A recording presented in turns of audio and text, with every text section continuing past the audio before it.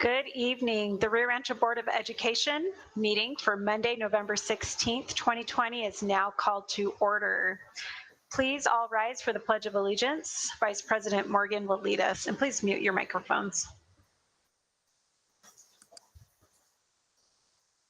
I pledge allegiance to the flag of the United States of America and to the republic for which it stands, one nation, under God, indivisible, with liberty and justice for all.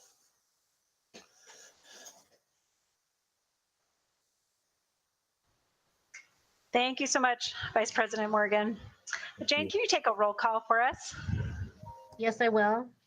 Madam President Galbraith, Present? Vice President Morgan, Present. Board Secretary Scott, Present. Board Member Cullen, Present. Board Member Coleman. Present. Thank you. Thank you. We have a quorum present tonight. Okay, we'd like to welcome everyone in our community who's joining us tonight through YouTube and also the district staff who's on with us tonight. Welcome. We will start our meeting tonight with some introductory comments by the Superintendent of Schools, Dr. Visu Cleveland. Dr. Cleveland.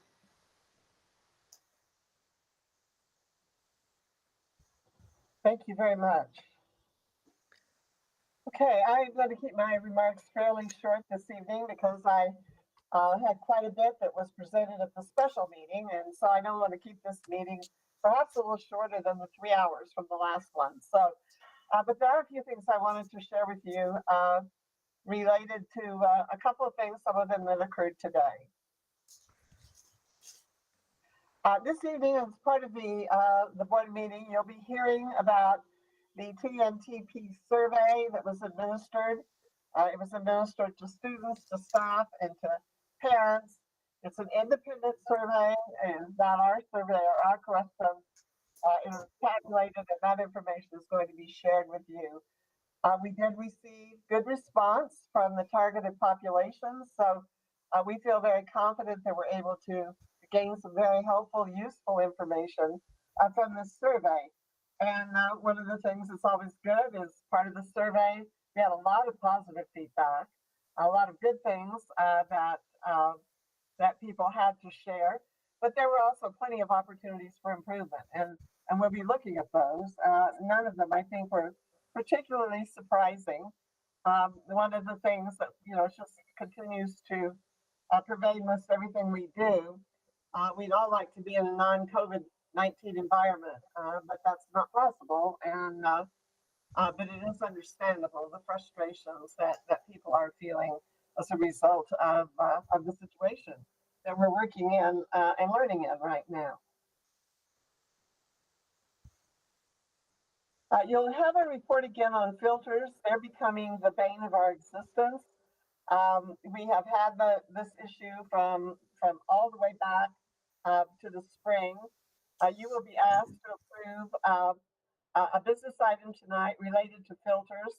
I have had a couple of you ask if we could also have an update related to filters, and so we will do that as well.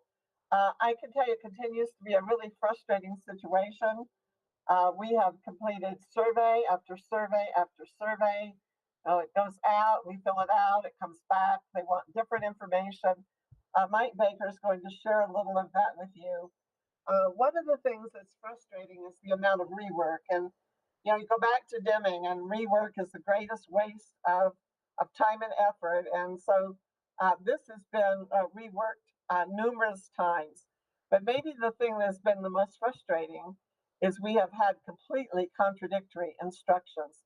And so you go out and do one thing, and then it's completely the opposite of what you were originally told to do. So that's been pretty difficult, especially when facilities is under so much pressure with all of the things that they have to do right now.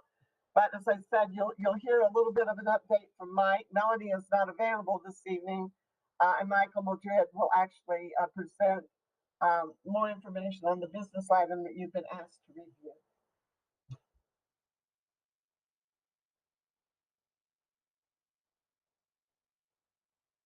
Next slide, thank you. I want to share a little bit on on COVID-19 update. This afternoon in the presentation that the secretary made, he talked a little bit about rapid response and school closures. And so I just want to be sure, kind of remind everybody, we've gone over this information before, but if you have 2 or 3 rapid responses within a 14 calendar day period, then that campus is put on a watch list and it is maintained by the New Mexico Department of Energy. So if you're 2 or 3, you're being watched. Yeah, you're having to keep extra care in terms of numbers, and you know that it could be possibly a difficult situation. But once you reach 4 or more cases in a single school over a 14-day period, then that school will be closed. It's mandatory, and so the district has no say in that closure. It's just simply the school is shut down if you reach that number. One of the things I think is kind of interesting about the whole process is that if you voluntarily go back to remote, as the board did last week, it gives the district the flexibility to reopen whenever it's deemed to be safe in terms of cases and in terms of staffing. So the board maintains control over that. In a case of rapid responses, you do not. So in a sense, it really is better to be proactive, because then the board is able to control the time period when it would reopen. And so, that I think it's interesting. I don't know exactly what the thought behind it was. When you're in a 14-day rapid response closure, you can't reopen until your whole county goes green again. So we could be in a situation where we don't have a lot of cases, and but the county as a whole does. You're not able to go back into hybrid in-person learning. But that doesn't apply to those who've been in hybrid and chose temporarily to go back into remote. The board still maintains the control of that situation. And then the last pretty important message this afternoon was at this time there's no more mandated changes for schools, but if the cases keep rising, they're going to be. So in a sense, the state is on a watch list, waiting to see where we're going in the total number of cases. We're going back to the same kind of system we had last spring. Everything is county driven, and so each county will have a color. Right now, almost the entire state is red. So those that have to close as a result of the 14-day 4 rapid response cases will not be able to move out of that until the counties that they live in are green again. That does not apply to us in this situation unless we were to get, 4 rapid responses within a 14-day period. That, of course, does not apply if you are remote. You don't have those rapid response cases. All right, next slide, please. Another one that has a lot of conversation going on right now is what about small group instruction, especially for special education.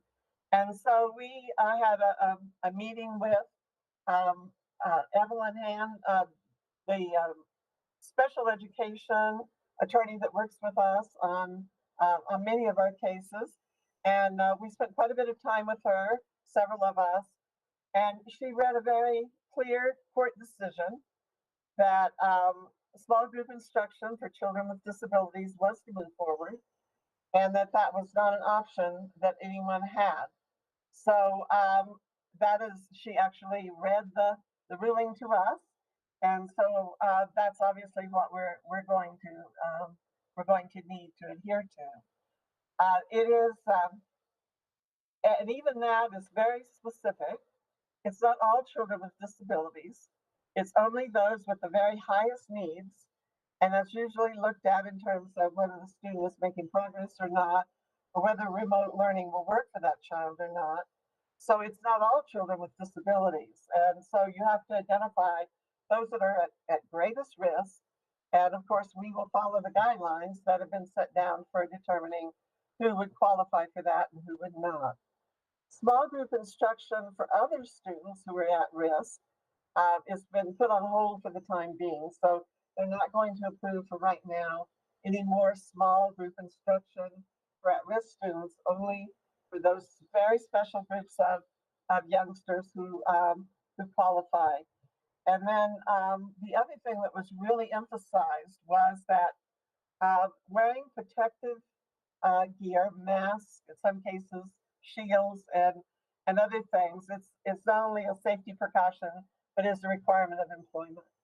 So you didn't choose whether you want to wear one or not wear one in terms of staff. It is something that is required, and we're just asking for everybody's help and support to wear the equipment that we've provided. And if at any time you think you don't have sufficient PPE, then to contact your building administrator, and then they should be contacting the district office to try to secure that for you. But occasionally people say, "Oh, I think I just don't want to wear that mask. It's hot, or I'm having a hard time with it." We really are asking for people to be very careful, to adhere to the rules, protect themselves, protect others. So people's cooperation in that is really appreciated. I've spoken to you several times about Engage New Mexico. The last number we had was 12,000 students, and now today we got another number. We were told 16,000 students are not enrolled from last year, and so they're continuing to try to work and identify those kids and get them back in school. And so any students who agree to participate will get an academic coach who will work directly with them and their families. They'll answer questions. They will connect them with the resources that they need. If there are resources that are needed to get their children back in school, and a plan particularly for those students who are who need to graduate this year. And so there will be a plan that's designed to help them finish the school year. They are working with another group you may not have heard of called Graduation Alliance. And so they are also working to try to get students back through phone calls and emails and texts and just anything they can think of. They've done some public service announcements, and they really want to get students who would have graduated this year back on track to do that. And so they've got some interesting plans and some strong supports. So if you know of a student that is involved that needs these services in any way, either just needs help getting their children back in school, or they specifically need help getting their senior back on track to graduate this year, there's a number 505-340-3250, and then you can also ask for help online, and that address is there. The easiest way, though, would be to just contact or call your school counselor, and they will put you in touch with Engage New Mexico or Graduation Alliance. And so all of this is free. There's no charge for families, no charge for students. And so if you need help, please ask for it, because there are people who are willing to help you, really want to see your children back at school, really want to see that senior graduate at the end of the year. And again, your counselors will have all of that information, but there's the information that people can use if they prefer to work on their own with either of these two organizations. Do you have any questions before we move on? Real quick, Dr. Topic was about attendance, but I'm going to save that report till next time. Okay. Hey, I have a question. I just wanted to clarify, because I think I heard wrong on that with Engage New Mexico. Were you saying 1,600 students are not, we can't find them? I thought you said 16,000, and then I thought I must. It's 16,000. Okay. It's Okay. 16,000. New Mexico is down. The number we had last week, I'm sorry. And this is the whole state, right? We had 12,000. Like, wait, okay. Yeah, wouldn't that be good? But now we were told this morning it was 16,000. But we're not alone in that. We were told Arizona has 50,000 students who are not accounted for. So, of course, they have a larger population than we do, but that's still a significant number of students. So it's not unique to New Mexico, but we need to find those young people. I will tell you though, our district has done a really good job. Our counselors, our teachers have been calling and contacting, and we're really whittling away at the number of students that we don't know where they are. But some may have left the state. Some may have gone home somewhere else. We don't know. But we need to know where they are. And so we'll continue that effort. If time is of the essence, because if we don't get them soon, we don't get these seniors soon, for example, we're not going to be able to get them through. So you're not going to be able to come in March and say, oh gosh, I still want to graduate. It's going to be too late. So if you have any questions about graduation, any questions about your seniors, please contact your high school counselor, and they will be glad to help you. And they do have some options to try to get students through this year. We are looking at lots of options as well. And we will be sharing with you some of the things that we are proposing to enable these seniors to be able to graduate this year. That being said, for everyone, the diploma is not just given away. And so it is something you have to do to earn that diploma. But we've got a plan. And so if you will contact us, we will try to help try to help salvage this year, particularly for those seniors. Any other questions? Yeah, does anyone else have a question for Dr. Cleveland on her comments? Go ahead, Catherine Cullen. So Dr. Cleveland, with those, the highest need students that still need to attend school based off of the recent decision, the court decision, I know you guys are still trying to work out how many students that would be. So they would have to come back after Thanksgiving and as well as all the way up to the holiday break and then right after. So I know that, we had discussed about having enough teachers in there to also help out for those after those holidays. Can you kind of expand on that and what we're looking at for that? It's there may be some cases, really good question. There may be some cases where we will have to go remote even for these students if there's no teacher available. And we're looking at, are there ways where we can have another teacher in that classroom and the actual teacher of the class be remote and be supervising that teacher. But if we don't have enough teachers, then we will have to be remote.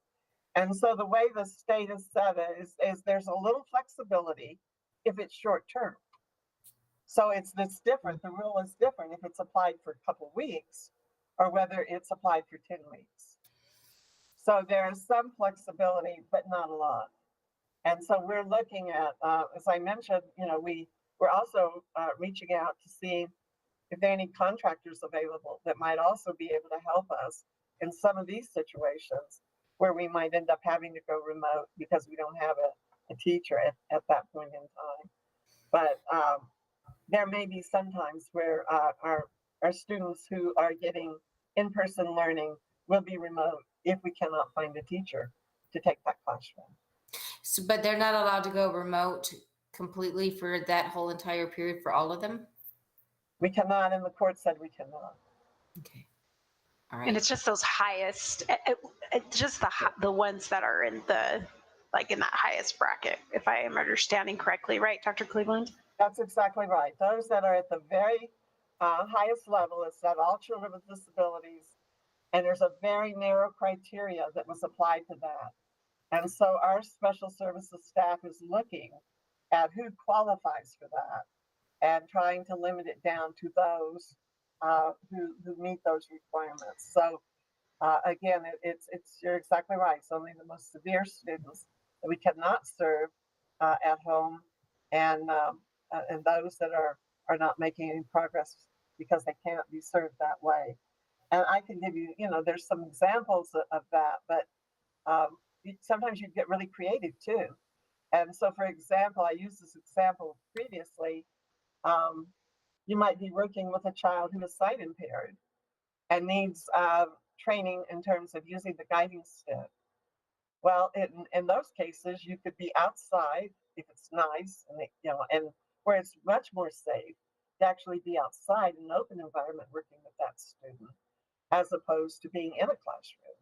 So, we've got a great staff. They're just looking at how to make it work. I can tell you it's not going to be easy to do that. But we, after I said considerable discussion with our legal counsel, they said really those services need to continue to be provided based on a very recent court ruling. Thank you. Okay, thank you. Anyone else have a question for Dr. Cleveland? Okay, I think we are good. Thank you, Dr. Cleveland, for that. Appreciate it. And if you would, Dr. Cleveland, too, maybe as you start to put together what those groups are going to look like, if you might just keep us updated. I'm just kind of curious as to what our numbers end up looking like for those groups that we end up having in school. There's just been a lot of community people in the community asking about it, and so I would just like to kind of see how it ends up looking once you figure out those numbers. You're muted, Dr. Cleveland. I can see you talking to me though. Another dollar. We'll be glad to. We're going to solve the district's financial problems with my dollars. We'll be glad to give you an update on that.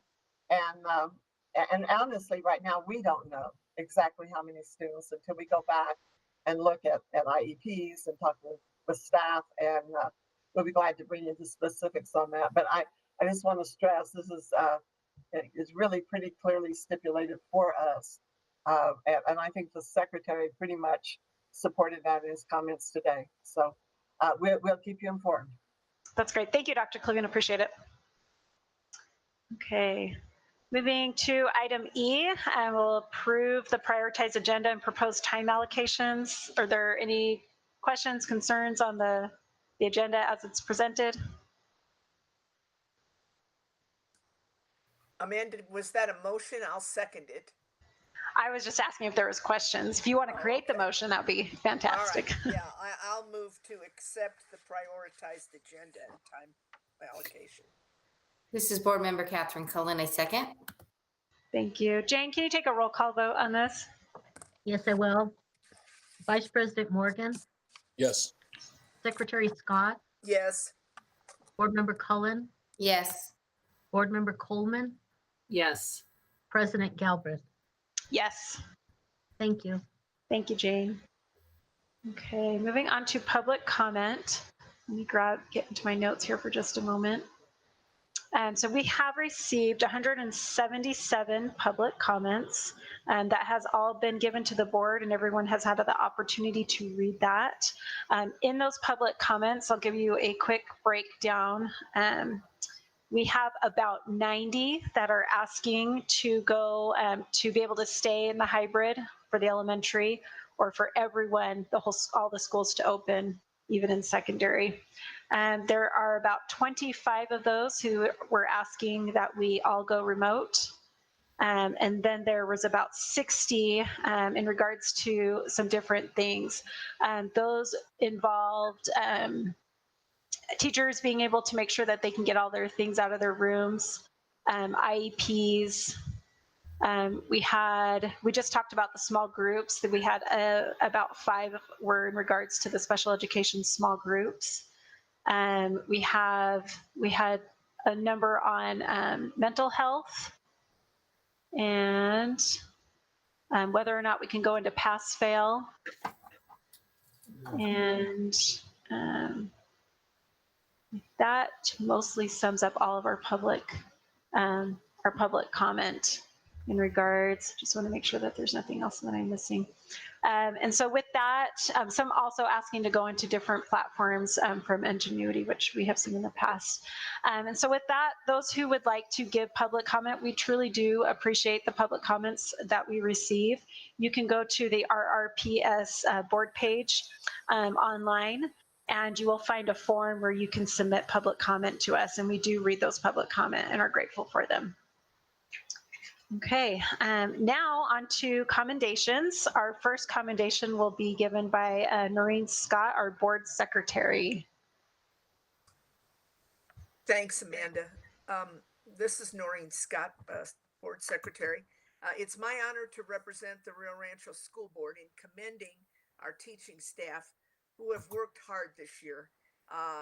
Whether it was teaching remotely or in person, this has been a challenging year for everyone. And the fact that we have had to continually go back and forth makes it even more difficult.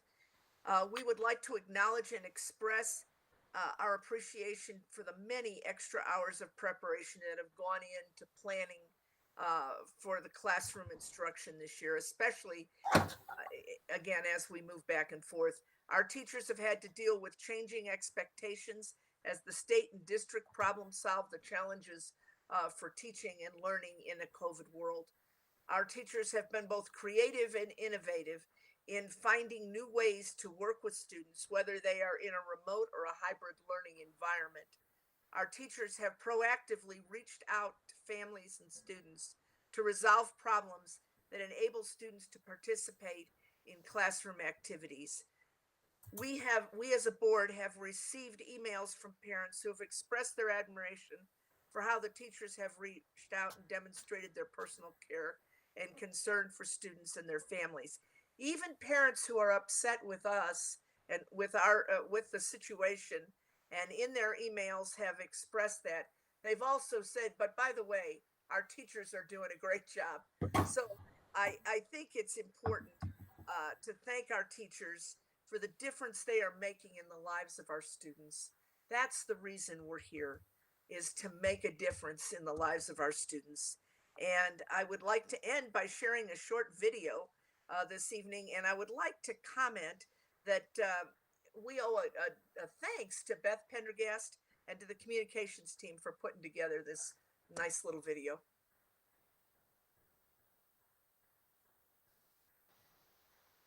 And here we go.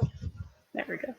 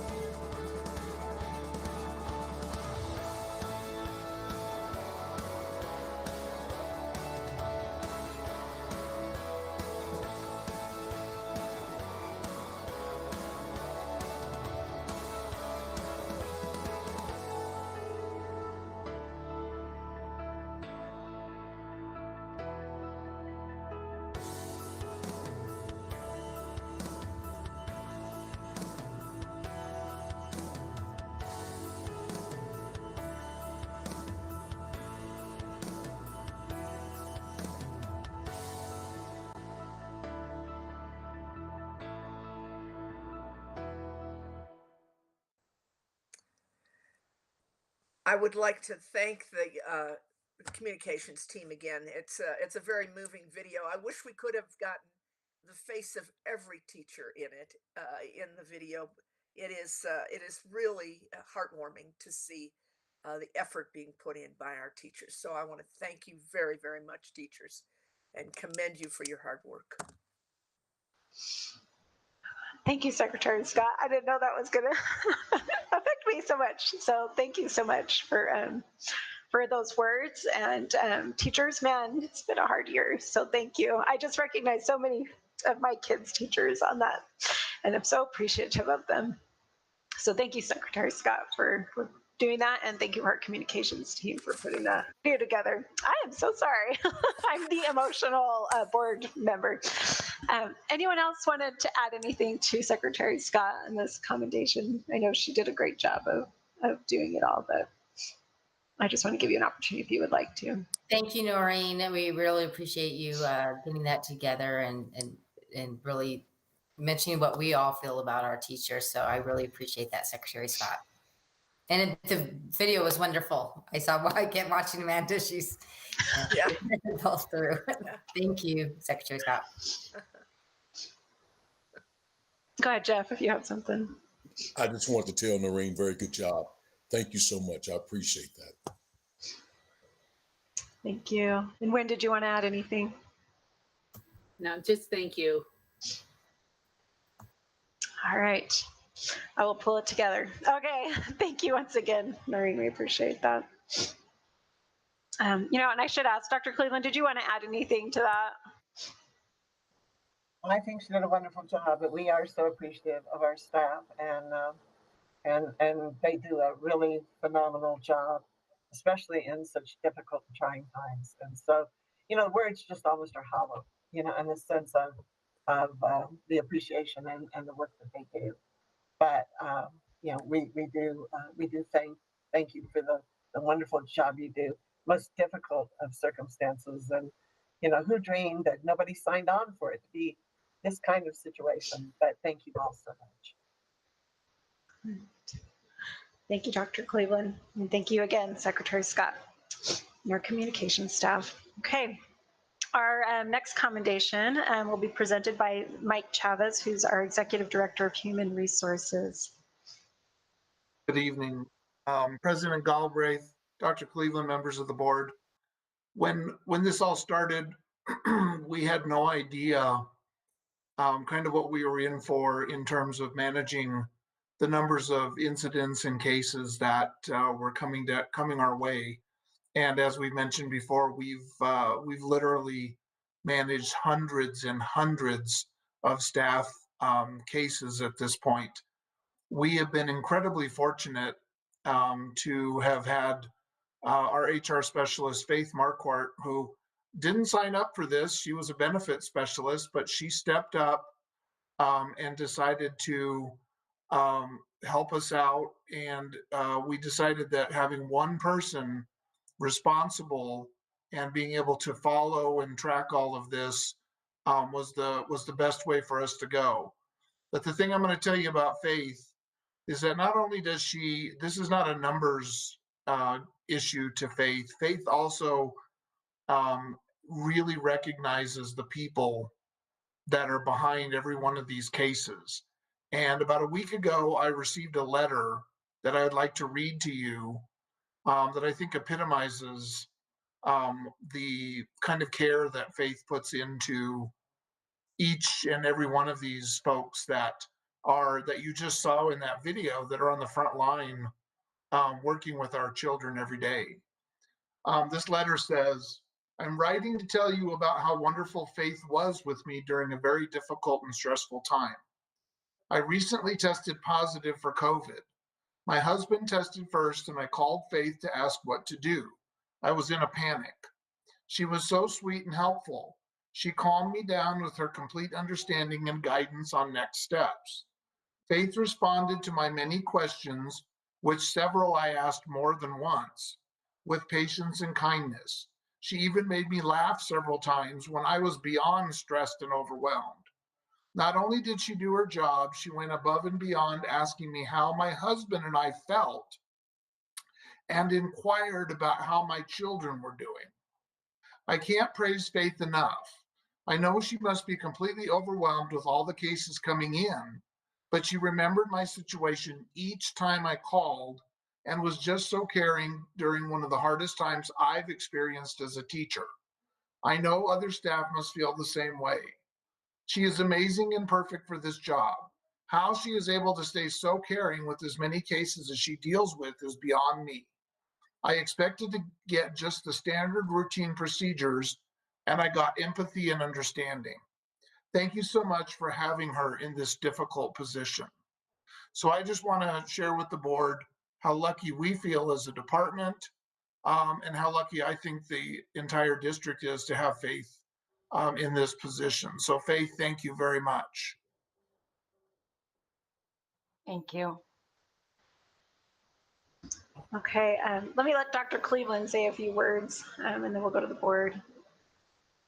Well, what I want you to know, in addition to the wonderful things that Mr. Chavez has shared, Faith sometimes gets to do this all evening, and sometimes she gets to do it all Saturday and Sunday.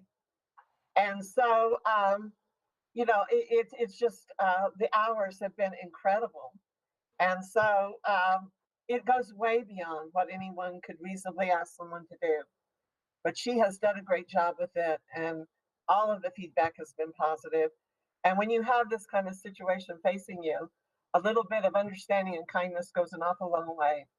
And so I just want to tell her how much we appreciate her, how well she represents our school district, and just the difference that she's making in the lives of our families, particularly, our all of our employees who are facing some challenges right now. So Faye, thank you so much.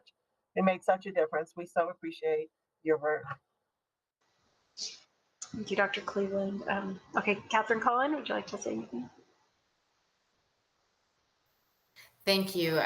Faith, you're doing such an outstanding job under the circumstances and I love to hear at how personal you get with everybody that calls, and that the compassion that you show. And that's so important, because people are extremely stressed when they find out that they or their loved ones are positive. So it's a lot of stress on them and on the family, and your patients, I'm sure, is so well received by those that you help. So thank you so much, Faith.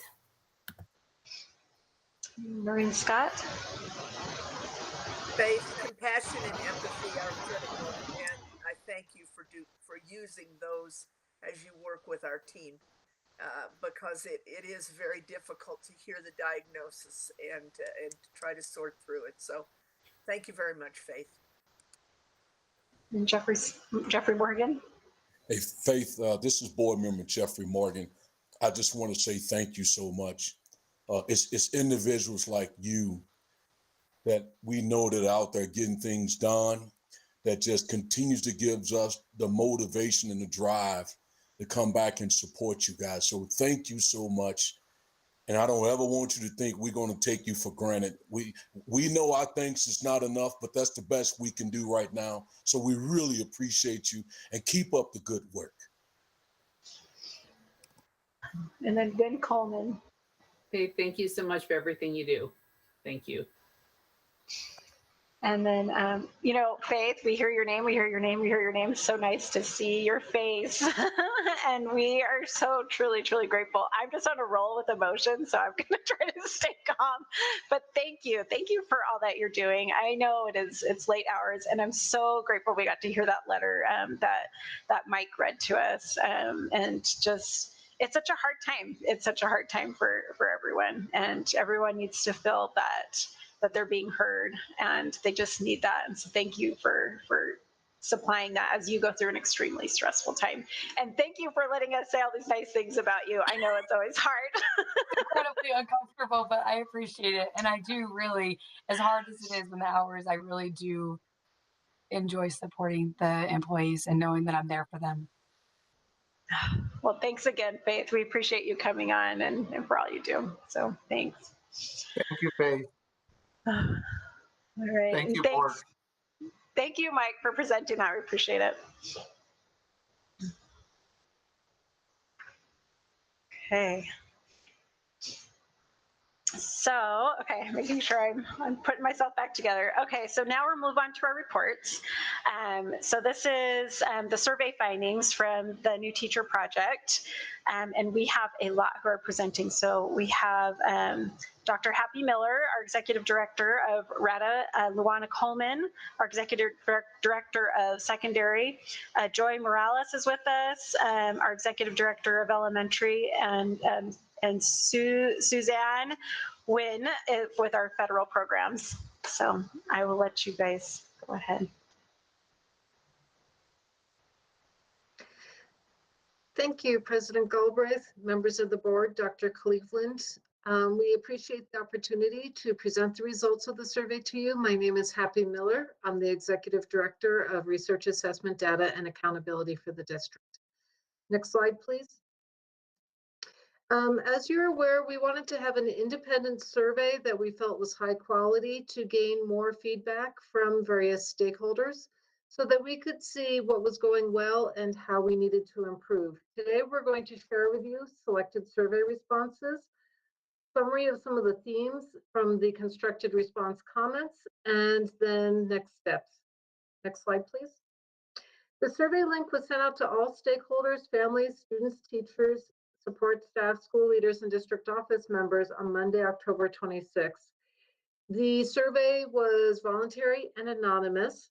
If a parent has more than one child, they could indicate that, and the survey would loop, and they'd be able to respond up to 5 times so that they could accurately present what's happening at different levels of preschool, elementary, middle school, or high school. Next slide, please. These are the participation rates. We believe that these are pretty good. Typical survey rates for market research or customer satisfaction ranges from 10 to 30%. And for employee surveys, it's more like 25 to 50%. As you can see, parents and guardians, we had more than 4,000 responses. Many of those parents have multiple children. And so it probably represents a greater share of our total population. As you can expect, there were a number of very passionate, heartfelt responses. And we very much appreciate the time that people took to respond so that we could see what's going well. There's a lot that's going well. There's also everyone's working hard. Students, parents, teachers, everyone's working hard. It's a challenging situation for everyone. And there are some things that we can do better as well. And we wanted to glean that as well. Can we have the next slide, please? I'm now going to turn it over to Joy Morales. Thank you. I'm Joy Morales, Executive Director for Elementary Curriculum and Instruction. And I just want to take a little bit of your time to review the results of the following sections. We're going to look at pandemic precautions, some basic needs, and technology access. Next slide. So in this slide, you can see that a majority of parents and guardians who took the survey are satisfied with the guidelines that Rio Rancho Public Schools has in place for the safety of their child. If you look at the very last section in orange, you'll see that only 22% of our parents and guardians are worried about their children being sick, getting sick while at school. Next slide. For this slide, we broke down by stakeholder, student, teacher, and school leader for each of our grade levels. And for this one, you'll see that it shows exactly how worried our students, teachers, and school leaders are about getting sick. When we break it down, we see that 42% of our high school students are the ones that are worried about being sick, or I'm sorry, about getting sick. And then for our teacher population, 57% of our middle school teachers are worried about getting sick. And then when we look at our school leaders from pre-K to high school, it shows about 50% of our leaders are worried about getting sick. Next slide. When we dug a little bit deeper, we found that 90% of our school leaders know what steps to take if there's a positive COVID case. And as we've all known, we've been able to navigate those waters since we've opened back up, especially at the elementary level. Over 60% of our staff states that everyone is following the health and safety guidelines that are put in place. And then we've got only about 44% of our teachers that trust us to make decisions that will keep them and students safe. Next slide. So this one will break down a little bit more. This is specifically for the basic needs through a parent's lens. And it really looks at how supported they feel and if their basic needs are being met. And the one that I want to bring your attention to is satisfaction with mental and emotional health support. So we've got 44% of our families that are saying they're satisfied with that. We did break that down a little bit more. 61% of elementary families are satisfied, 31% of middle school, compared to 28% of our high school families that are satisfied with the mental and emotional health support. Next slide. So this slide shows the basic needs of our teachers. And we want to just bring your attention to the first bar there, where 43% of teachers feel that the district is providing adequate mental health for both students and staff. And you'll see that we also broke that down by grade level for you. So there's 40% of elementary compared to 47% of our middle school teachers and 45% of our high school teachers. Next slide. And technology is definitely an area that we want to highlight for our IT department. We've worked very hard to ensure that all stakeholders have access to a laptop or a tablet of some type, a Chromebook for our students, and over 90% have access to a device and to Wi-Fi. The area that we're going to dig a little deeper into is that 50% of our teachers say that they know how to help their student resolve technology problems when they arise. Now I'm going to hand it over to Luana Coleman. Good evening. This is Luana Coleman, the Executive Director for Secondary CNI, and I will share some results around parent and guardian teaching and learning, as well as student responses around teaching and learning. This slide asks parents to respond to how they believe their child learns best. And you'll see at the bottom, the highest respondents by a stretch was that their child learns best when teaching lessons online, live lessons. And then you see beyond the two that get the next most votes are around assigning schoolwork for students to do and complete, as well as recording lessons that students can go back to at a later date. Next slide. The connection to school community, parents and guardians responded that they were comfortable knowing how to contact their child's teacher for questions or concerns, high 80%, which was very nice to see. And then right below that, you see I'm comfortable reaching out to my child's teacher, and we had it 76%. Next slide. This one was no surprises. When we shared all of this data with Dr. Cleveland, she said, well, I don't see very many surprises, and here's one we don't see.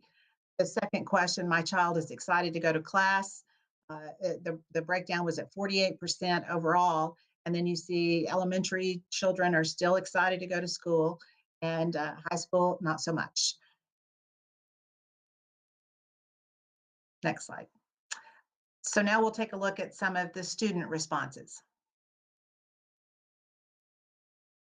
This is the same question aimed at students, how engaged they are in learning. And the last two questions were what we learn is interesting and I like what we do. And right at 50% responded that they did. So that was a nice affirmation of what teachers are doing. The first question, I'm so into what I'm doing that I lose track of time. Only 22% said that was the case for their learning experience right now. Next slide. Learning logistics is something else. This goes along with our technology access. We had around 90% of students respond that they could easily participate in their live online classes and that they could easily turn their lessons in. A good testament to Google Classroom and the strategies that we've used to engage students in the virtual world. Next slide. And this also is a nice testament. So when students were asked, last week, my schoolwork assignments were just right. It's like Goldilocks. So 67% indicated that they were, felt that the rigor of the assignments were just right. We had 30% saying they were too difficult, and only 3% too easy. So teachers know, have made that transition to appropriate level of rigor and work to an online and hybrid world. Next slide. I will turn it over now to my colleague, Suzanne. Thank you, Luana. This is Suzanne Nguyen, Executive Director of Federal Bilingual and Native American Programs. Next slide, please. This part covers the responses from teachers and school leaders around time allocation and workload. So the way that these individuals are using their time. So you can see here the specific area that we have boxed for you is my workload is sustainable this year, broken down further into elementary, middle, and high school, with elementary being at 17% of teachers saying that their workload is sustainable this year. Overall, that is the 32% for everybody, all teachers. Next slide. For school leaders, 26% of school leaders say that their workload is sustainable this year. And as we have shared throughout the pandemic, and especially tonight, everybody is working so hard. This is not a situation anybody would ask for, but this is the situation we are living in right now. And the workload is just so great. Next slide, please. For teachers, learning and instruction, look at the top bar right there. All my students are getting the help they need to complete their schoolwork. Think about pre-pandemic when teaching and learning looked very, very different. Students could just raise their hand or go to the teacher, and the teachers could look at different cues to go and tend to various needs from students. Right now, that's at 29%, of course, looking very different with our teaching and learning broken down further into elementary and middle, both at 27%, high school 33%. At the very bottom bar, I'm sorry, could you back up one slide? Thank you, Jane. That is a reverse logic there. So just note the way that that question is, I am unsure how to effectively adapt lessons for a virtual environment. So another way to look at that is that 90% of teachers do feel like they're able to adapt effectively for a virtual environment. So that is a good point there. Next slide, please. Learning vision for teachers. I would like to point to the black oval box, and that one is students across all lines of difference, gender, race, culture, socioeconomic status, English language learners, and those with IEPs are getting the academic support they need to succeed this year. From teachers, that's 41%. One area that we could definitely do and need to explore further. And that top bar right there, all students in my class are capable of meeting grade level expectations, even during this challenging time. 31% broken down further in that other call out box, with 39% of high school and 23% elementary, 29 middle. Next slide, please. Lastly, in this section, we have connection to school community from teachers.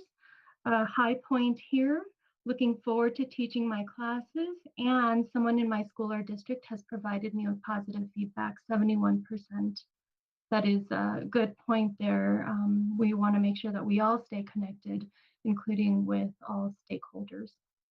I now pass the next section over to my colleague, Beata Thorstensen. Good evening. My name is Beata Thorstensen. I am the Rio Rancho District Data Administrator, and I work in RADA with Dr. Miller. I'm going to talk about some of the written responses that we received. We collected more than 1,000 written responses from teachers, parents, and students. And so I'm going to go over some of the big themes that came out of those written responses. Next slide, please. So overall, as you can see, we received several thousand responses. We asked a couple of very similar questions. What's most successful this year? What's going well?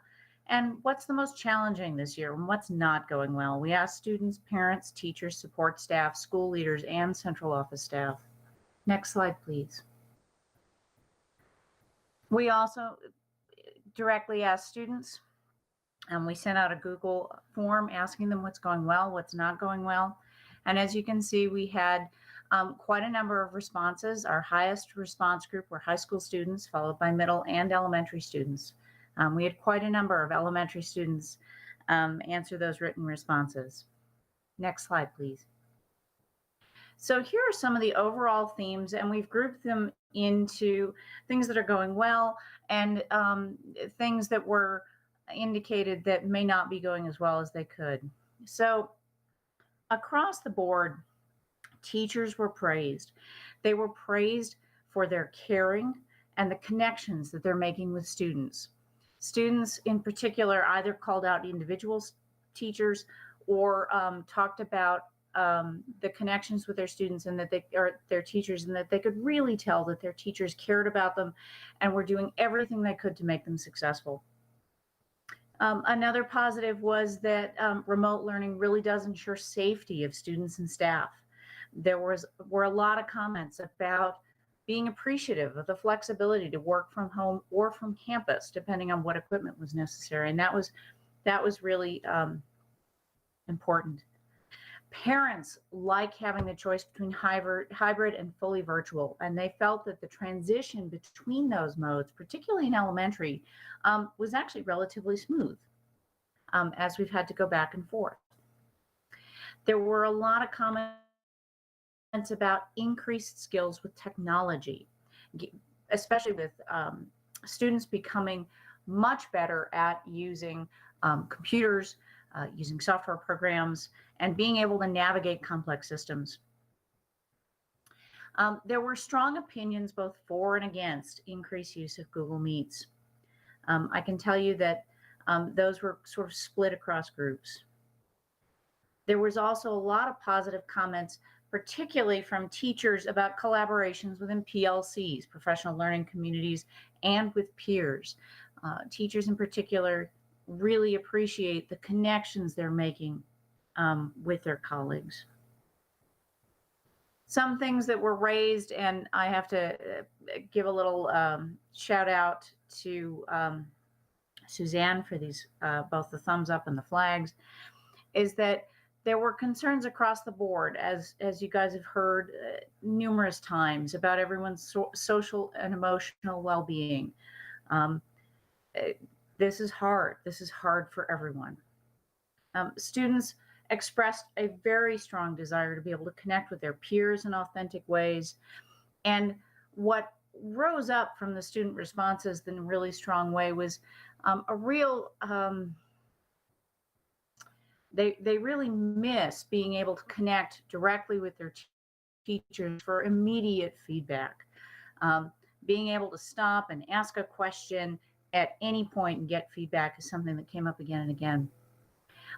From the perspective of principals and teachers and parents thinking about student engagement and participation.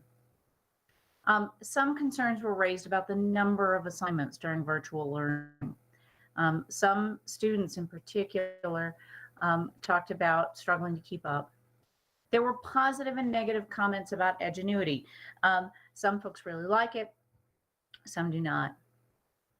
There was expressed concern around teacher and school leader workload.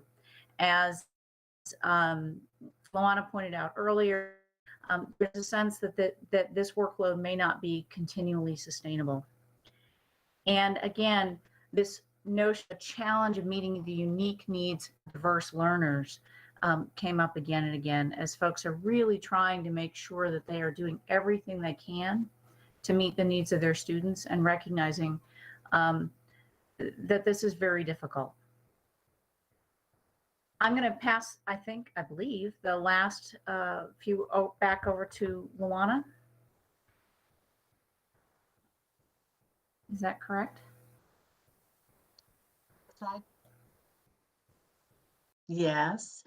So this team has been pouring through this data and reading these thousands of comments and trying to make sense of what it means for us as we move forward into next semester.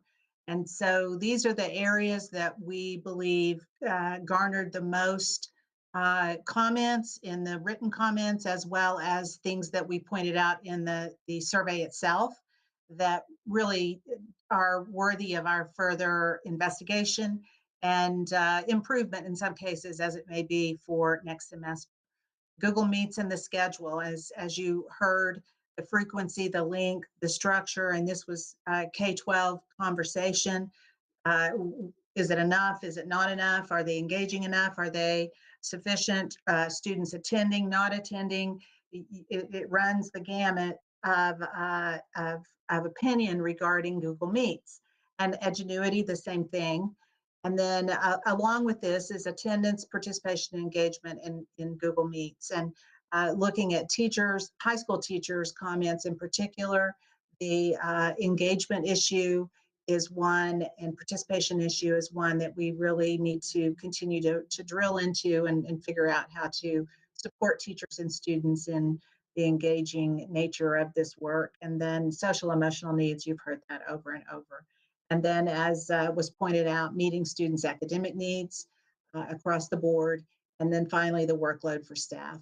When teachers say that they don't think it's sustainable, as Beata mentioned in the written comments, and we saw in the survey, we know we need to investigate this more deeply.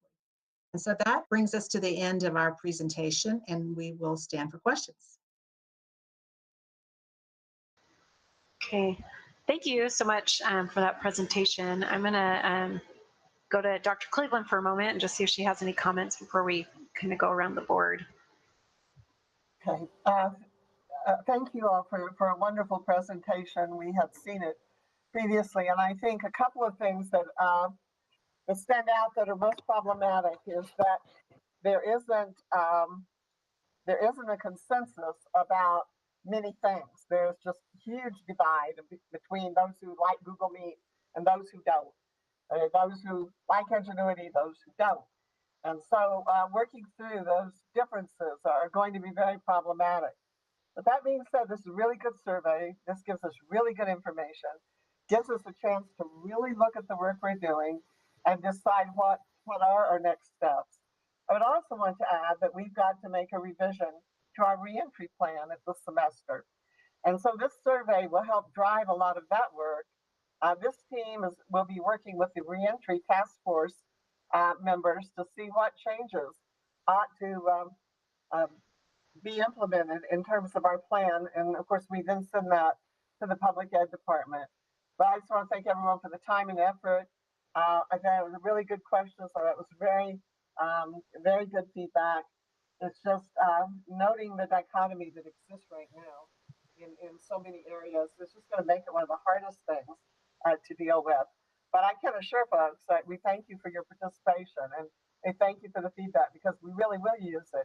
It really will help us be better at what we do. So just a thanks to everybody who took the time to provide us this feedback, and thanks to the team who pulled this together, who found the survey, helped with the analysis, and is going to help us take this and use it to improve our plan and our district. So a lot of information is here, and it's going to take a little time to go through all of it.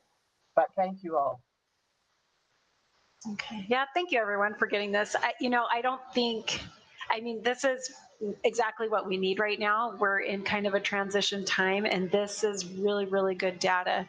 Do you feel that, so we have our next semester, it's not that far away. Do you, and I don't know if Dr. Cleveland or maybe Luana wants to answer, but do you feel like we're going to be able to actually take this data and move it so that we can use it next semester? We're going to actually be able to make those changes in time for next semester.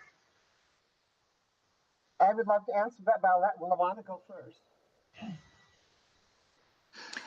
Yes, we're moving fast, and we know that we have just a few weeks to make these recommendations and changes and get teachers involved and move forward with some of the next steps based on the data. But yes, we're confident we can do that. And Luana, how do you think, as far as consistency amongst the schools, how have you got, and I don't know if you can answer or not, but how are we able to kind of make sure that we're being consistent across the schools, that these things are actually happening? I was talking to my kids, and I'm like grilling them today as I was going through all these results again, like, what is this? And how do you feel about this? And I think that, they are having, it's really hard, honestly, but they're having an okay experience. But then I talked to some other parents who are at other schools who are struggling, and so I'm not sure if we have maybe some inconsistencies. But how are you kind of addressing that to make sure that we're being consistent across the board with these things? Well, the principals are meeting weekly, and so that's true of all levels. And that has been, I think, a real necessity and really helpful to share what's working and talk about what's not working and try to fix things as they come on the fly. I think the other thing we've talked about so much of the time, the changes come so quickly that sometimes it's hard to manage those across a system like we have. But I think with Jana and Renee and Carl and CNI teams, that we have a lot of support at the district level to help that be more consistent. And I'm not going to try to pawn this off, but maybe Carl or Renee or Jana want to say something about that too. I don't know. I think one of the keys you saw in the survey, thank you, this is Carl Leppelman, Chief Academic Officer. You saw in the survey that a PLC, professional learning community, that is what is working at the school level, that collaboration. And that's the same communication, President Galbraith, that has to occur between district and schools. And so I think what we're seeing that's working, and I saw in the data that almost 80% of the parents feel that my child's teacher has my child's best interests in mind. And I think that's a key. And you heard it tonight in terms of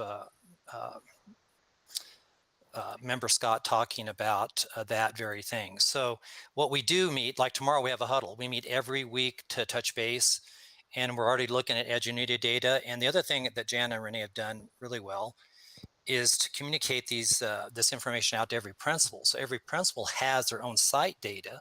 So every site's going to look a little different, isn't it?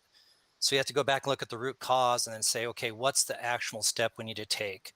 But getting back to consistency, I think that is one of the things we're looking at in Google Meet. How do we consistently get engagement and structure for every student?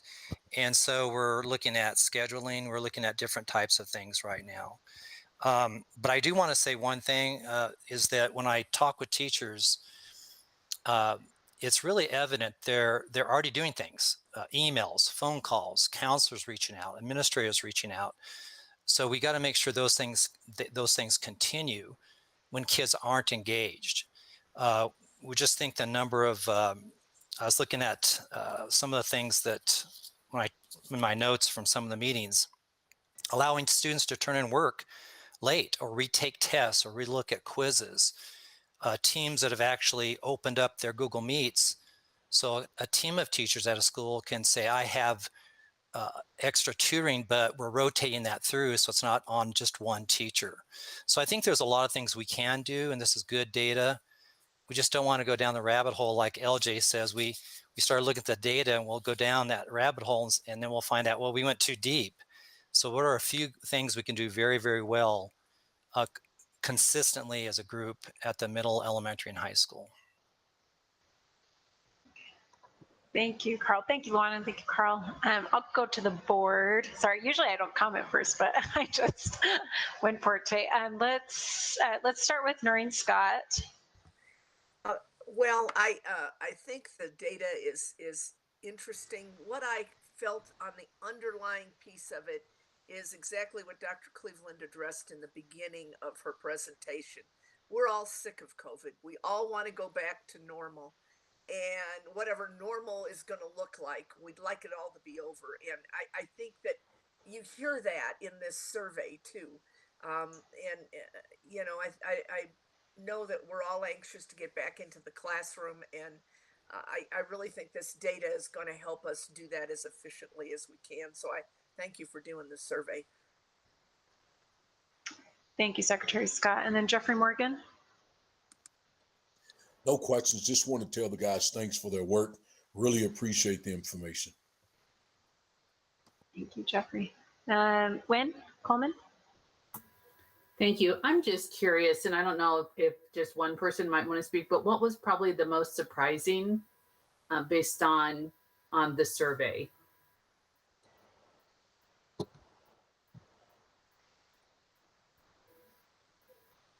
I'll take a stab at mine and then let them a chance to think real quickly about it. I think that what is it's not so much surprising, but just somewhat disheartening, is that there is no majority anything. You know, you might find those who love ingenuity, and you might have those that hate it, but you don't have an overwhelming majority that feels that way about either view. And so you don't have, you know, normally with most things, you have a majority view on something, or the majority of people feel a certain way about something. And in this case, that's not necessarily the case. You saw so many of those were like 45, 50, 55, where you can tell the community and parents are very split on many issues. And so, you know, you could say we're going to take it back, and certainly we will. We'll take it back and we'll look at those lessons learned. And there are several really good lessons learned out of that. You know, I think we definitely will continue to reach out and be partners with parents, because truly we can't do it alone. There has to be that help and support at home. But to me, the biggest challenge maybe that comes out of it is that there are no easy answers, because there's not a majority viewpoint on anything.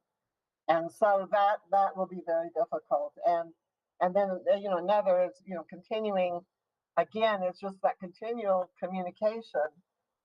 Comments, for example, in some of the comments we got today, that was also mentioned, want to go back to secondary. Well, we would love to go back to secondary, but the state will not allow us to go back to secondary.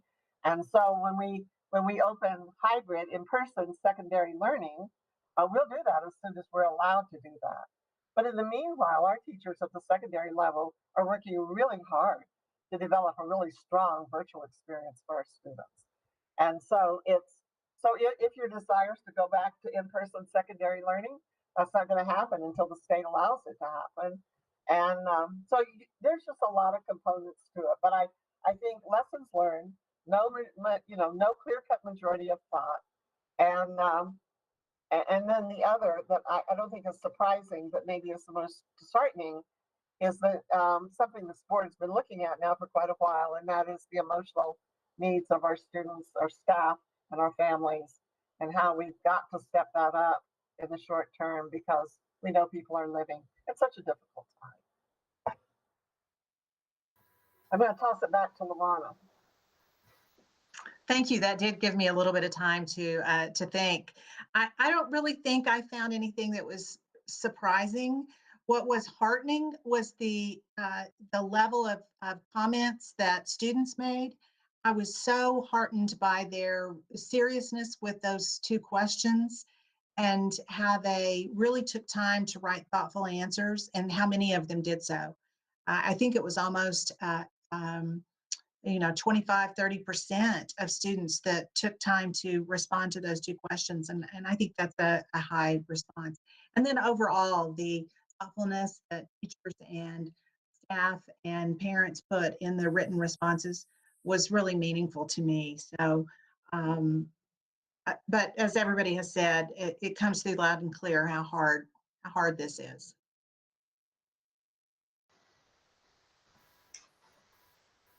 Thank you both.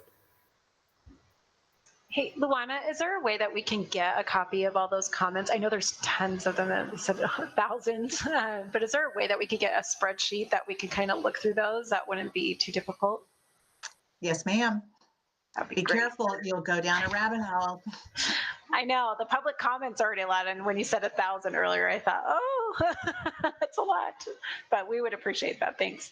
Okay, and then Catherine Cullen. Thank you, Amanda.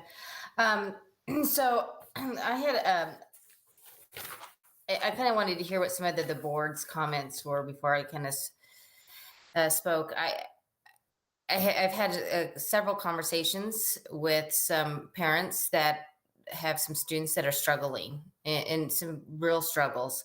And so I'm glad to hear that, we've got this data and that we're taking a look at it. And when are you thinking, are you coming back to the December board meeting with the wait to restructure this for next semester? Is it December? Because I think we have one meeting in December. I think that we're going to try. I can't tell you whether we're going to have that done or not. They're going to give the very best that they can. But if not, you'll remember the students will come back to in-person learning by the middle of January. So it might be a special meeting at the very beginning to share some of those changes. But I would have to ask the team, what they think is realistic, because I know you've got a huge workload and trying to get that all pulled together. However, we'll have to have some of it in enough time to send any update to the public ed department before the end of the semester. So you certainly will have some feedback on where we're going before the winter break. You just may not have everything that is there, but yes, you will have some of that information, and particularly the very larger things. I think those are already shaping up as to what kind of changes need to be made. And I don't know if Carl wants to comment any on that as well. Yes, Dr. Cleveland, we are actually at a meeting tomorrow, actually look at Edgenuity and already looking at those steps we can take to address the concerns in this survey. But also those students are doing well. How can we continue to allow them to move forward and be more self-paced? So I think we're already addressing those. I think the main issue is working with our principals, our content leaders, our teachers before the break at actually secondary, particularly, to make sure that communication is there. So we do need, I think, the time to make sure that people are part of that decision making in that process, and we make really good decisions. So it'll be tight for December. I think it's probably more likely to be into the next semester, but we'll be working on those plans as we starting tomorrow. And so some of the feedback that I've gotten, and we had discussed this a few meetings back, maybe a little bit more than a few minutes. So when they're in within their core classrooms, I'm still hearing that some of them are getting very little instruction time during those meets. That maybe they're only getting about 15 minutes, and some of them are just check-ins. And then they have the assignments for the rest of the week, which is concerning for the parents because there's not a whole lot of instructional time.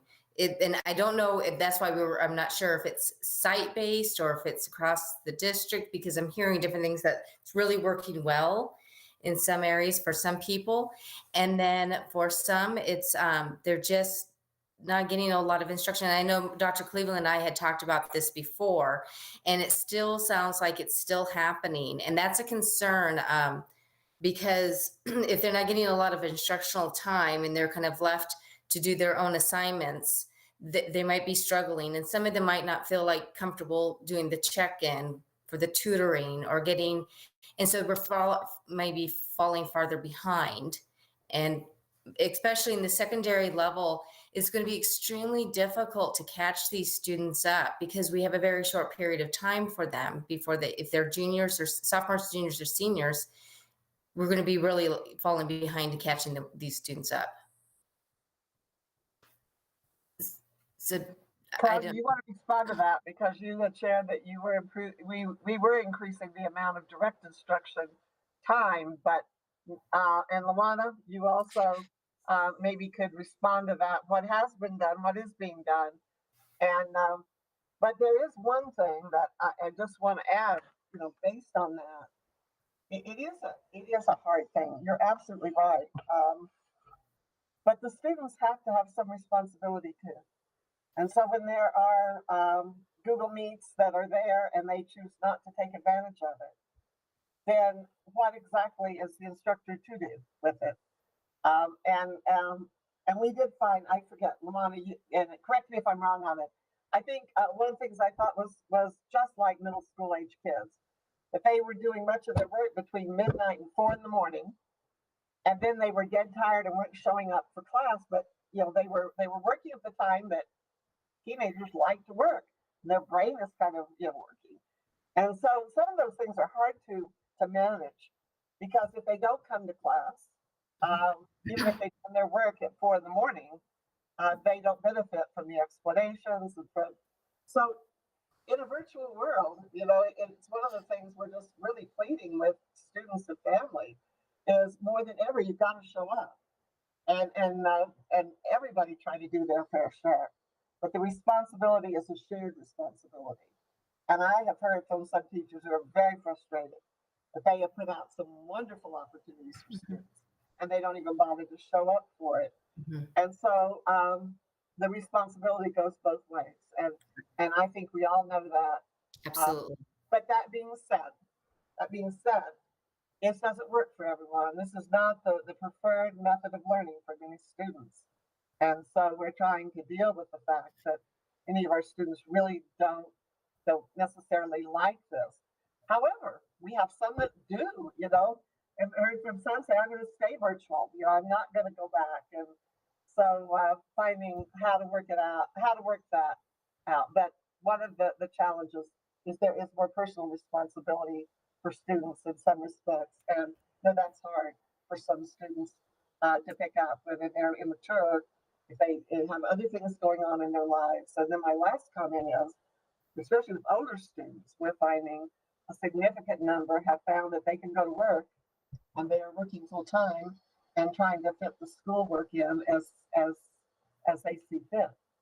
And so for those that are working full time, they may need it. The families may need it. I'm not passing any judgment on those students or families at all, not at all. But they're not showing up for class. And so it's a difficult situation.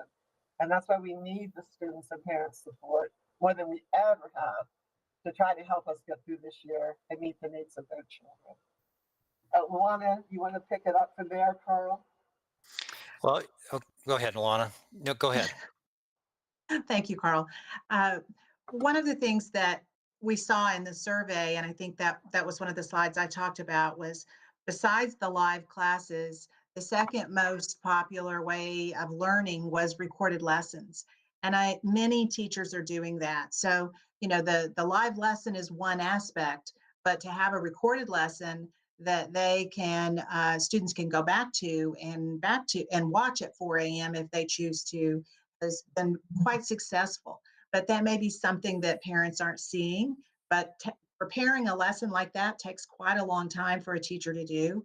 And so we have a really high percentage of teachers that are taking advantage of that modality for teaching, and finding that the Google Meets are best used in some cases for give and take and question and answer session more than a lecture session.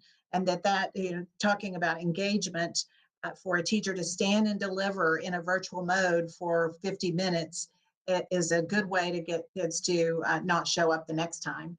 And also there are lots and lots of tutoring hours set up, and what they're calling office hours, which we may think about changing the name to something more student friendly, I think. But these are opportunities for students to come in at various times during the week, and the participation in that is fairly low.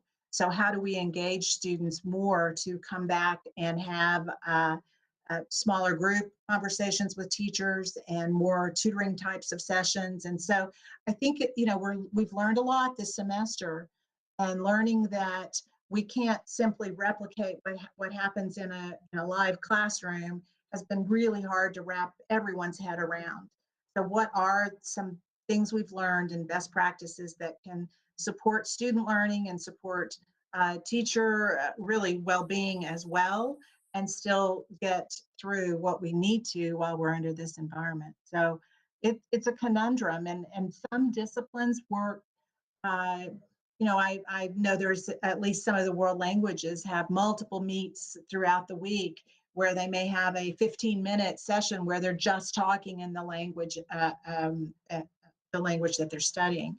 Another class may have a history class, may be more suited to having the recorded lessons where a child could come back and look at what was being taught versus a lecture meet. So a lot to consider, but again, I think we've learned a lot, and how to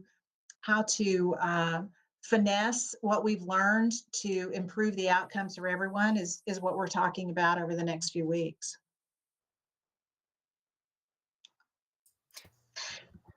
Member Cullen, I think the question is a good one. When you ask, well, one parent's having this experience with their children, another parent's not having as much time as far as direct instruction, whatever. Typically what's happening there, just so you know, is that if there's a concern from a parent, and certainly we want parents to reach out to the principal, first to the teacher, then the principal, but the principals are in the Google classrooms. They're spending time with their teachers. They know the schedule, they know what their teachers are doing, and they're trying to support them. And you saw the workload issue there, but in most cases, and I can think of one right now as a ninth grader in Edgenuity, it's really a student by student almost case at this point in time. You're reaching out, and that individual instructor is saying, well, I'm going to set a time up. I've done an invite. You didn't come, but we're going to reach out and keep making sure you pull them in. Because when I think of 8th and 9th graders, their time management sometimes becomes a problem. I don't know if you've noticed that. And these are great kids. These are great students, but they're not showing up sometimes. So I think it's that individual work with the principal, the teacher, and that student. So I think that compact that we all signed, and we're asking our parents to continue, just like Dr. Cleveland is saying, is, each of us has responsibilities, like a three-legged table.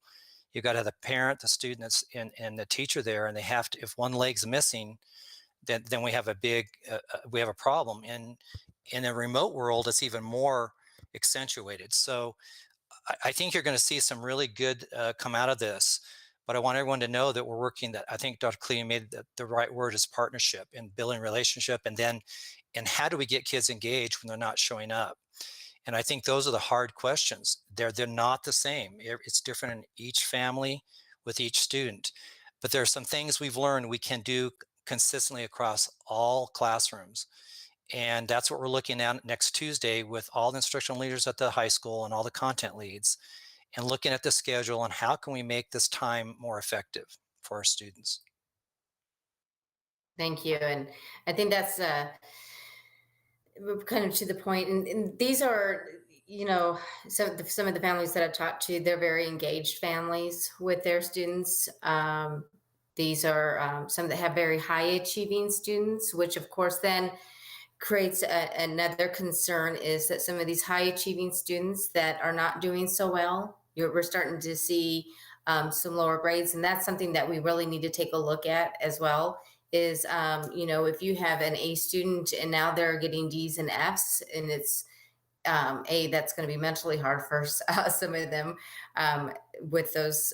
But we need to look at, especially in the secondary level, juniors and seniors credit. I mean, we're going to have to look at credit recovery. We have seniors that need to graduate, and some of these grades are a bit lower on these virtual. So that's certainly a concern. And what I'm hearing too is, and when this happens and you start getting some students, and those are maybe high, some that really do well in the classroom. When last year they've done really well in school,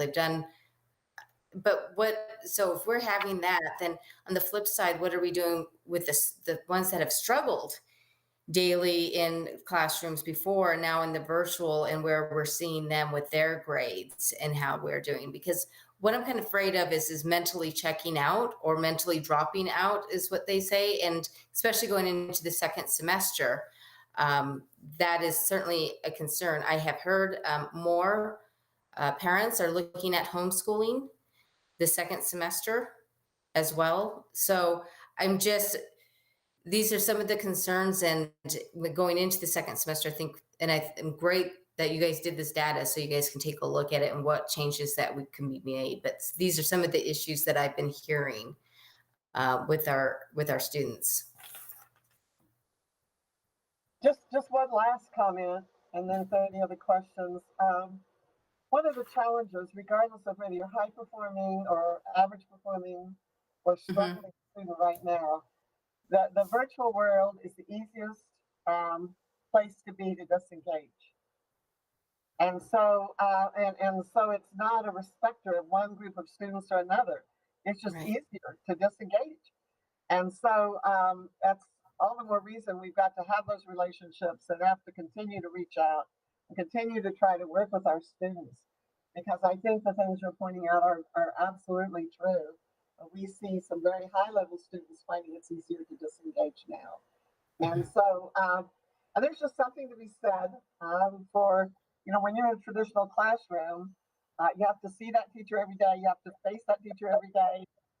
It's a different environment in terms of staying on track. That being said, there's maybe a little bit of a silver lining.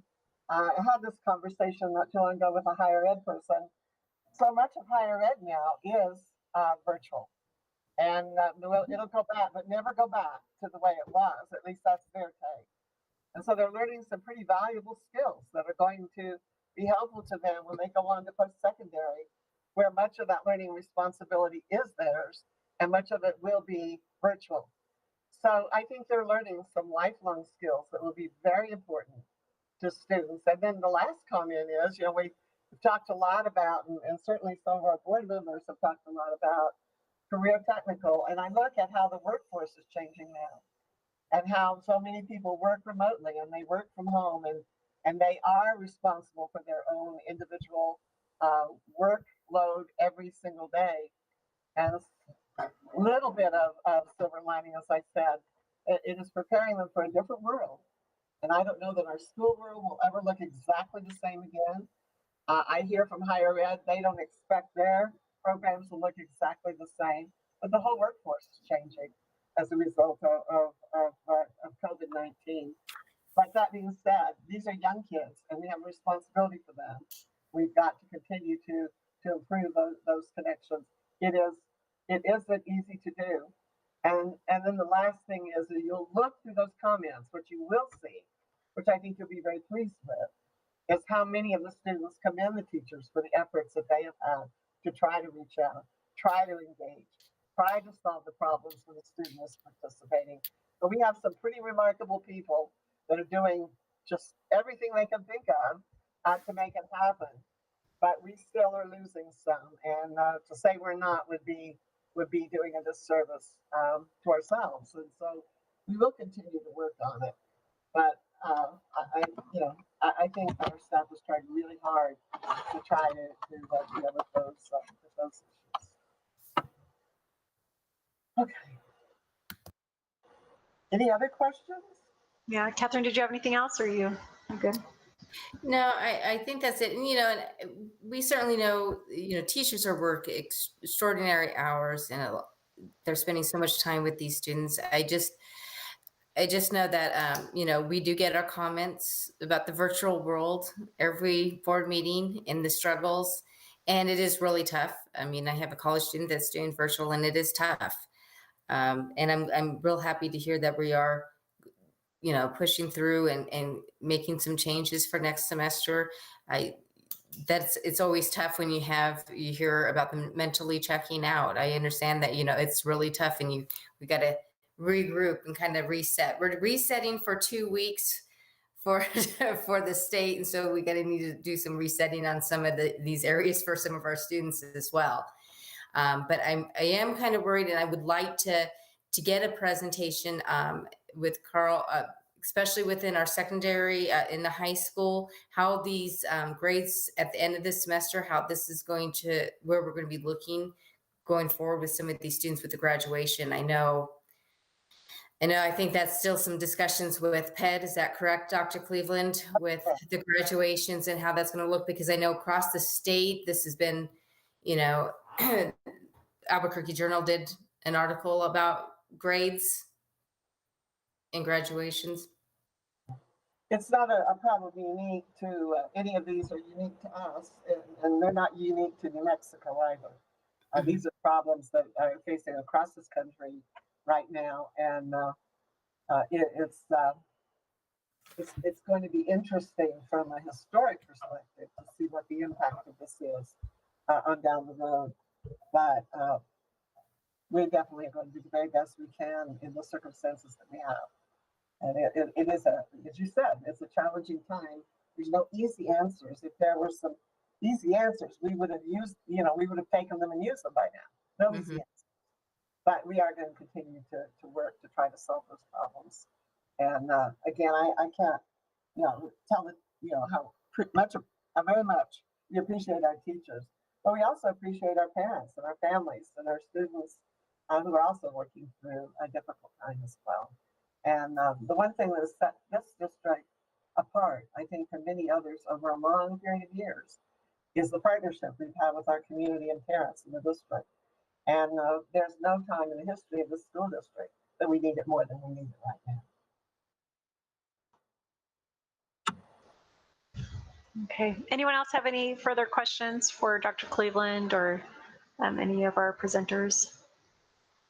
Okay.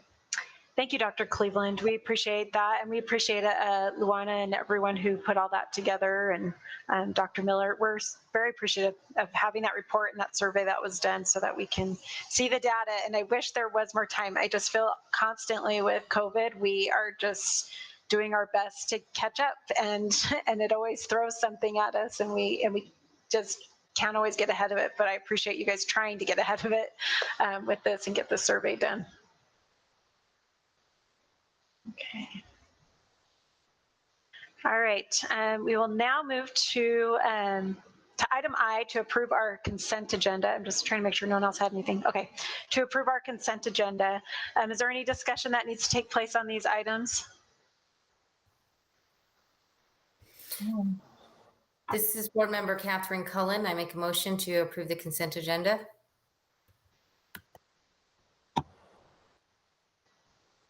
This is Board Member Jeff Morgan, I second.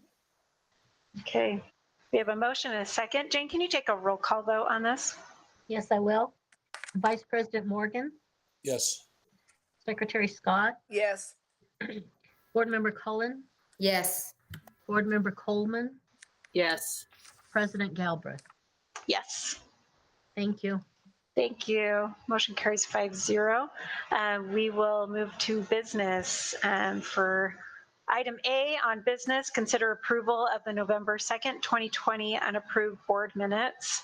Was there any changes that needed to take place on those board minutes? Okay. This is Board Member Noreen Scott, and I move to approve the minutes. This is Board Member Catherine Cullen. I second. Jane, can you take a roll call for us? Roll call vote?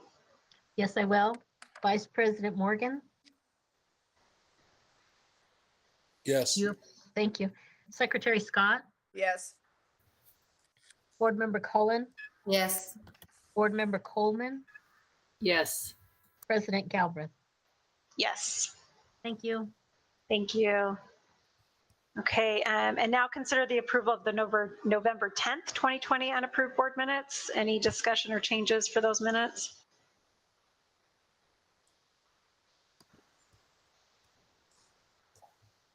This is Board Member Noreen Scott. I move approval of the minutes. Yeah. Is there a Board second? Member Jeff Morgan, I second. Thank you. Jane, can you take a roll call vote on this? Yes, I will. Vice President Morgan, Yes. Secretary Scott, Yes. Board Member Cullen, Yes. Board Member Coleman, Yes.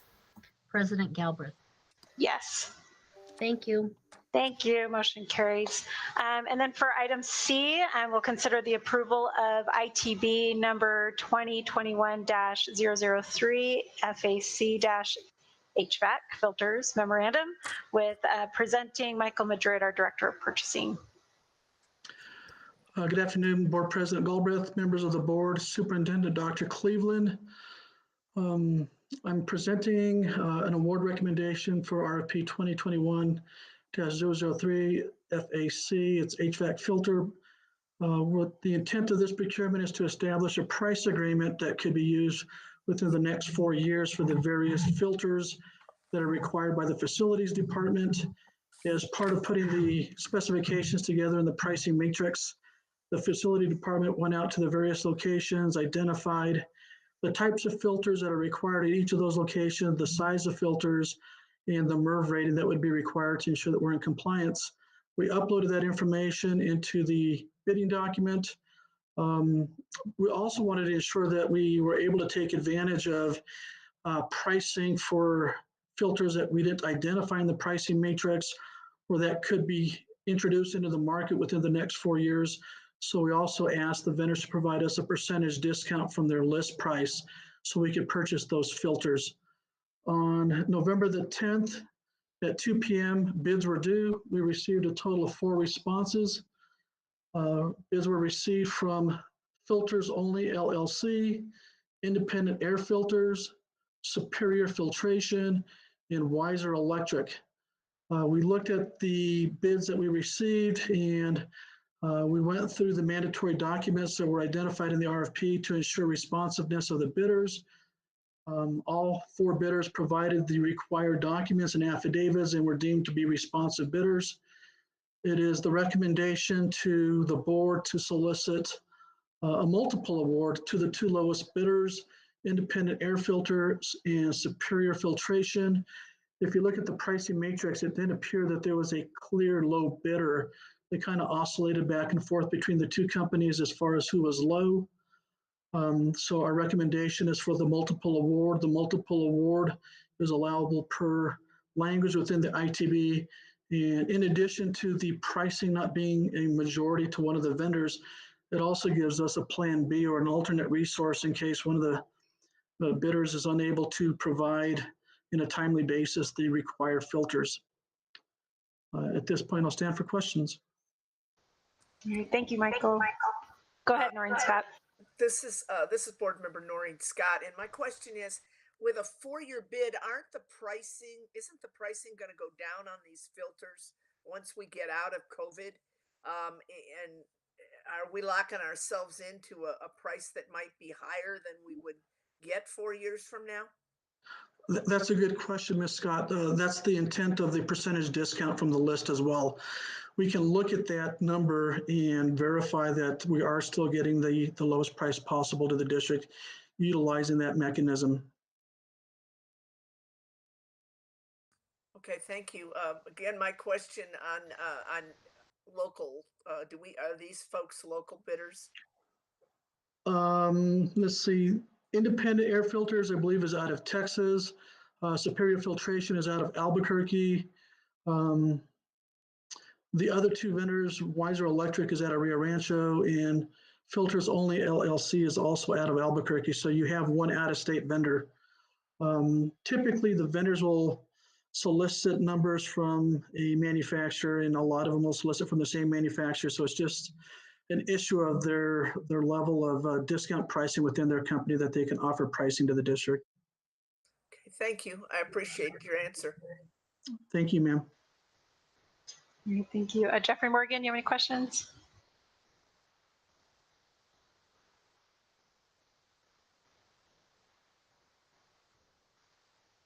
Give him a second. I'm sorry, I have no questions. Thank you. I couldn't find my That's okay. All I'm right. not giving $1 like Dr. Cleveland, you know? Okay. All right, Catherine Cullen, do you have any questions? Okay, and Wynn Coleman? No. Okay. Okay. Is there a motion?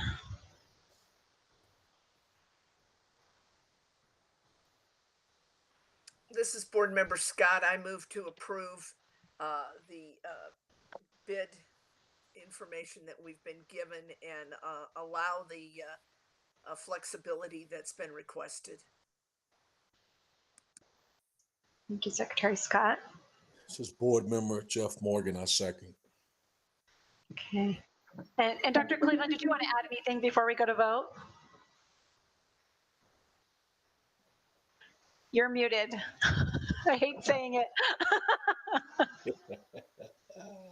Still muted. You're muted. Well, I just turned it off to answer this question.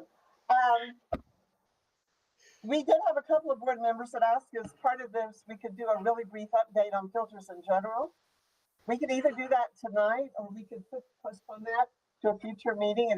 It is not important in terms of this particular motion. So if you would like to move that to the next board meeting, we can do that. Or Mike Baker can do a brief update on the whole filter situation after the board votes or now. But, you know, that's strictly up to you. There's nothing urgent about it. And so whatever the board's pleasure is fine with us. Okay, does anyone request to have that right now, like that update before we go to vote, or would that be okay in our December meeting? Just look to your pictures. Can we go to vote and then Okay, have Jeff's- the information presented? Okay, Jeff's good to go to vote. Catherine? You're good to go to vote? It's catching, Catherine. Okay. There we go. I'm sorry, what? She says it's catching because you were muted. I'm just watching your face. No, I wasn't planning on unmuting. I was just like, no, I don't have a question. So I Okay. don't Okay. So Dr. Cleveland, I think we'll go ahead and go to vote on this, and then we can get that update. That sounds good. That sounds good. Okay. Thank you, Dr. Cleveland. Jane, you want to go ahead and take a roll call vote for us? Yes, I will. Vice President Morgan, Yes. Secretary Scott, Yes. Board Member Cullen, Yes. Board Member Coleman, Yes. President Galbraith. Yes. Thank you. Thank you. Motion carries 5-0. Dr. Cleveland, was there anything else before we go through advanced planning that you wanted to hit on? Okay. All right, perfect. Thank you. Okay, for advanced planning, we have November 18th, the Superintendent's Advisory Council. November 23rd, we will move to 100% virtual learning for a time. November 25th through the 27th will be Thanksgiving, and I hope everyone enjoys it. December 14th, Finance Committee meeting at 4:30, which will be remote. Also on December 14th will be our regular board meeting at 5:30 p.m. remote. And then December 21st through January 5th, a very needed winter break will take place. And so, Dr. Cleveland, go ahead. I can see you have something. I'm sorry. There is one thing I just want to give the board some advance warning. We may need to move the Finance Committee meeting up a week. But we will continue notice, and I just wanted to let you know there's a possibility that will be needed. Okay. Thank you, That'll Dr. be Cleveland. fine. Okay. Yeah. That should be fine with me too. So if everyone could put that tentatively in their schedule, that it might be a week ahead, depending on if they need that. Okay. Thank you, Dr. Cleveland. Okay. With that, then tonight. Oh, go ahead, Catherine. I was trying to look at everyone's looking at our faces. advanced planning. So no, I was looking at our advanced planning, and for some reason I thought did we not have another meeting? Well, no, it'd be next month. So never mind. I was just looking because I just want to remind people about the our conference for the New Mexico School Board Association. Start putting that on their calendar. That's right. Do you have the dates for that? It's the 3rd, 4th, and 5th of December. So yeah, we won't have another meeting before then. Okay, 3rd, 4th, and 5th of December. Have we seen the meeting link for that? There should, Joe's been sending out information, I believe, on it. And I think Jane has it as well, probably has registered us.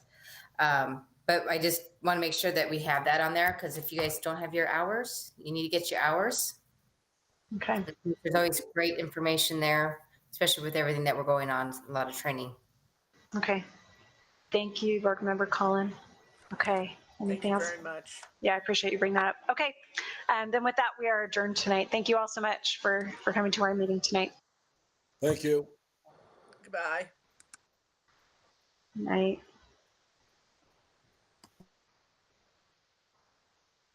Thanks, Jane. I just saw your text. That was good. Okay. Appreciate it.